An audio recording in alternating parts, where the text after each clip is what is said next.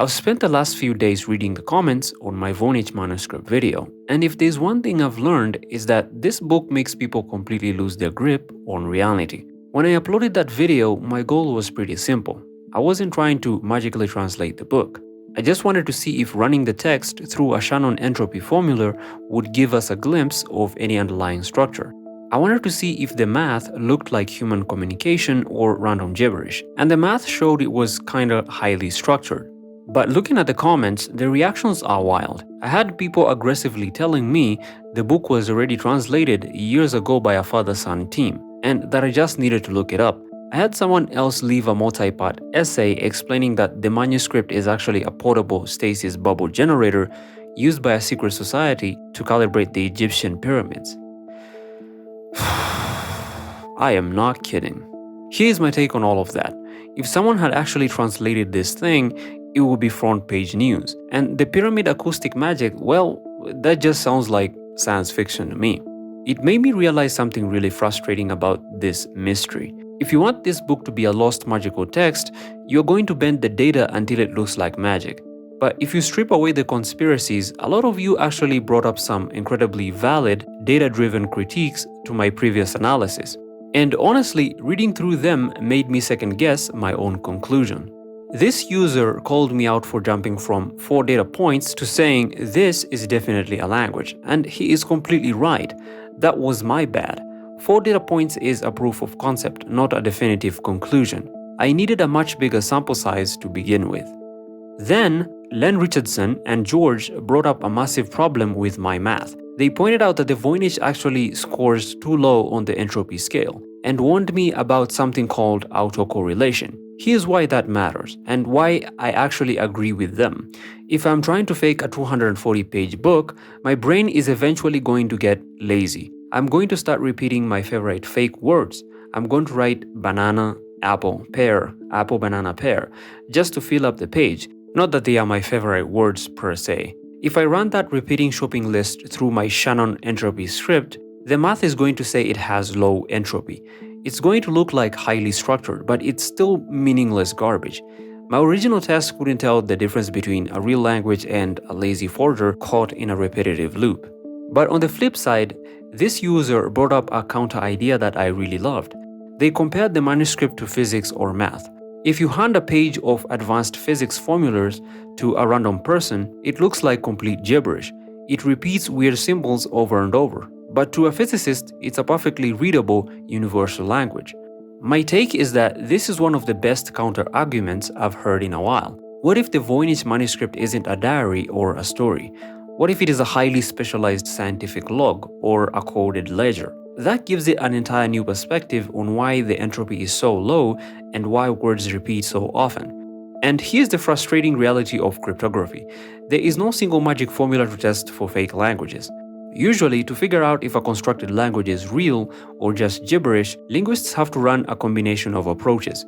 You would use n-gram models and phonotactics to check if the letter combinations obey realistic phonetic rules. You would check the vowel-consonant ratio because human speech inherently requires a physical balance between the two, and etc.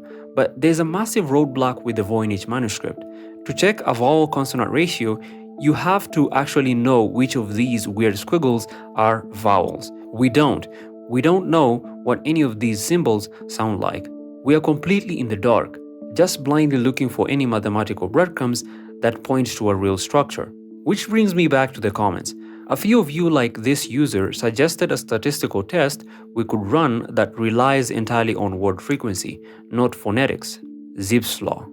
I want to be clear, passing this test is not a definitive proof of a real language. Nothing is, but it's a massive clue.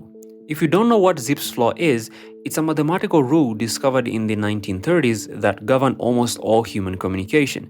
George Zipf noticed that in any natural language, the frequency of a word is inversely proportional to its rank. Think about the English language.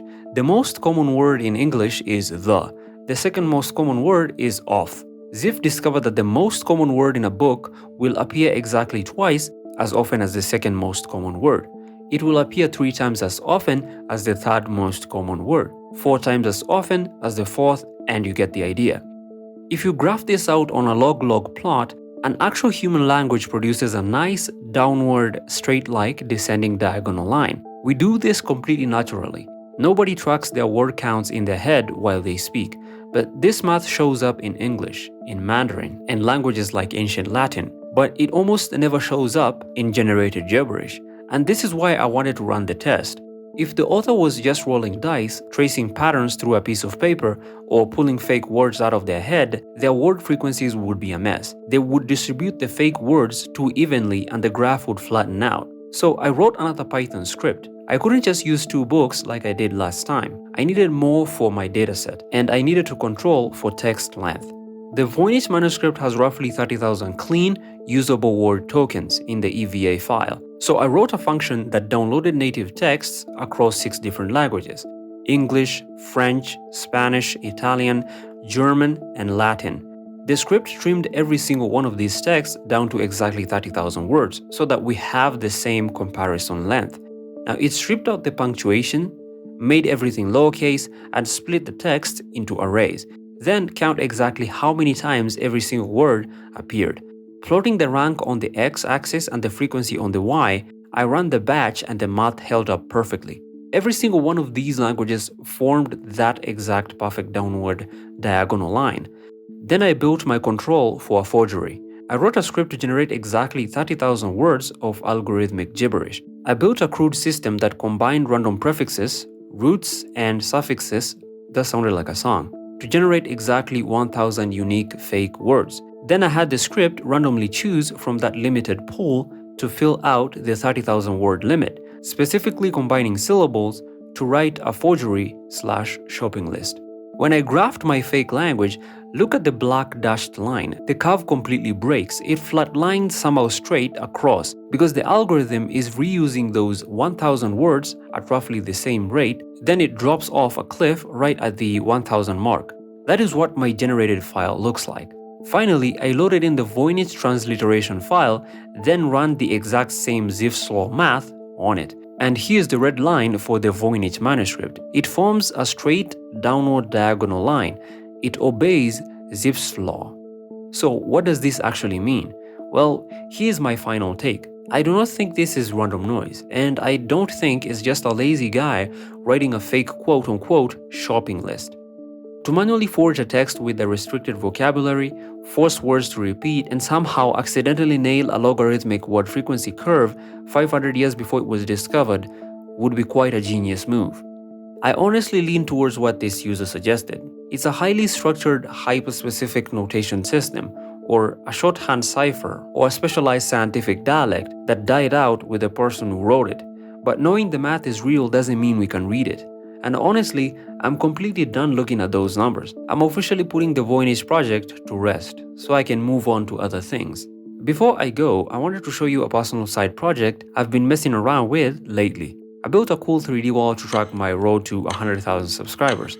Because of YouTube's API limitations, it only updates after every 10 subscribers, but I thought it would be a fun way to actually visualize our growth on a screen. If anyone is interested in looking at it, I'll drop a link down below. I'm still in the process of optimizing it for phones, so it works best on desktop, but feel free to check it out and play around with it. Anyways, thanks for watching and for pushing me on the data, and I'll see you in the next one.